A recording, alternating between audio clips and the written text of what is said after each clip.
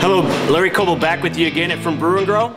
In this segment, we want to talk about yeast. And you have to remember, without yeast, there is no beer. The good thing is we don't have to be quiet while it works.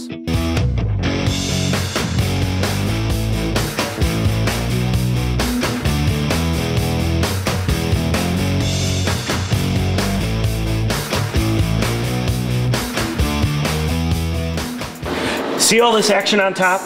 That is krausen. That is yeast in action. Basically, that is yeast chewing up these sugars that were produced during the brewing process and spitting out CO2 and alcohol. Basically, once you get your yeast in here after brewing, it'll take about 12 hours for all this action to begin. After about 7 to 10 days, your yeast will be done chewing up your sugars that were in your beer. This beer here is about 10 days old, so you can see it's at low krausen. You have less foam as compared to here. Down here, you have a beer that's ready for being transferred to secondary. After you transfer your beer through siphoning to your secondary fermenter, what you're gonna do is let that sit in there for about 1 to 4 weeks. That is typical aging time. Now, there are some variations in this. Sometimes, let's say a dry Irish stout, maybe it's 1 to 2 weeks.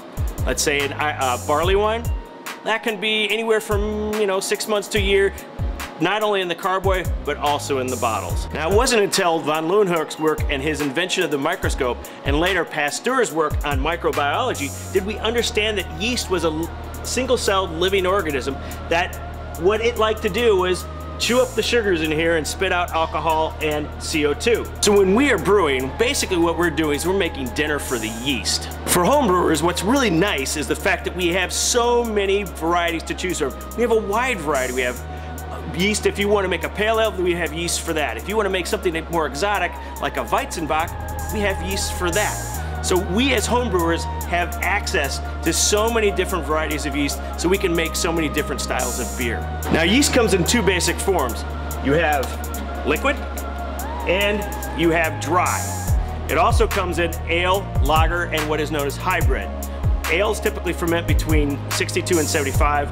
Lagers ferment between 46 and 58, and hybrids are sort of in between 58 and 64. Now, yeast is often overlooked as an essential element in the flavor profile of a beer. Everybody likes to talk about malt and hops and when you formulate a recipe. To me, yeast is probably the most important thing. You see these 2 beers here? Basically, it's all the same recipe. Only thing that's different, they were brewed at the same time, they were basically cooled at the same time, and the yeast was pitched at the same time. The only thing that's different is the yeast. This is a Nottingham yeast. This is an American Ale 2. After this is done, these 2 beers will be very different in taste. So remember, be a good cook for your yeast. Give them lots of good food to eat. Be clean with your sanitation. Give them a nice little environment for them to go to work. And afterwards, you will have a nice tasting, clean beer that you will get to enjoy and share with your friends.